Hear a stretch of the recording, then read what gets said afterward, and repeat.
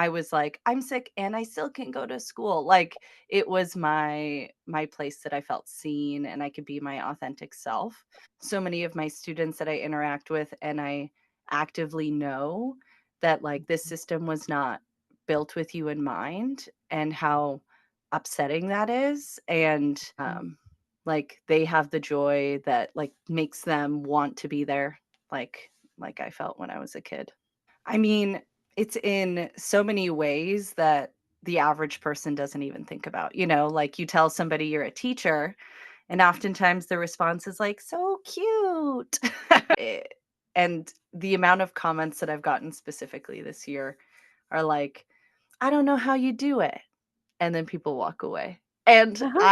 I feel very, like I have mixed feelings about that sort of phrase. I'm like, "Am I doing it?" Like, I I have, like I mean, I have a therapist, right?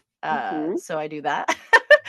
I, uh I have a partner that is extremely supportive and sort of like and my teaching partner, like, keeps me alive. Like, we divide the work.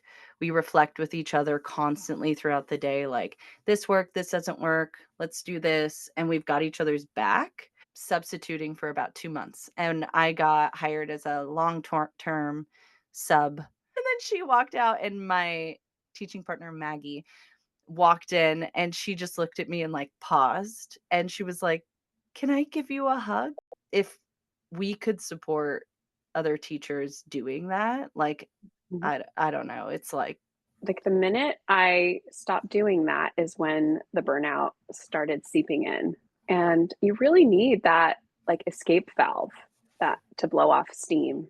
so much of teaching is wrapped up in your identity and what you wanna teach, how you're gonna teach, how does that reflect who you are, like, I think the hard thing about, like if I ever think about leaving teaching, right, I'm like, but then I have to deal with, like and when you're teaching and you're just in this room and you're just, like, sitting back with a kid and you're Mhm, just chatting, and something I would tell my younger self is, like, you don't always have to be taking care of other people before taking care of yourself.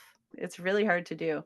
And being, like, neutral and supportive and, like, putting on your really good, like, teacher mask, but not yeah. knowing I don't know how much screaming at you, like, even though, like, that child loves me as a teacher and also they have the trust to be able to say, like, "I can say this to you, and I know you're still gonna show up for me."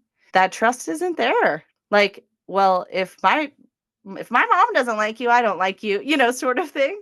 Um, like, at one point, I think a couple weeks ago, I was like, "Is anybody feeling anxious to come to school?" Like, we were having a hard time. And Mhm, also, like, something that would make me proud of myself is, like, supporting educators more because mhm, and I truly do believe that, like, if I'm supporting educators, whatever that might look like in the future, I am in mhm, turn supporting kids.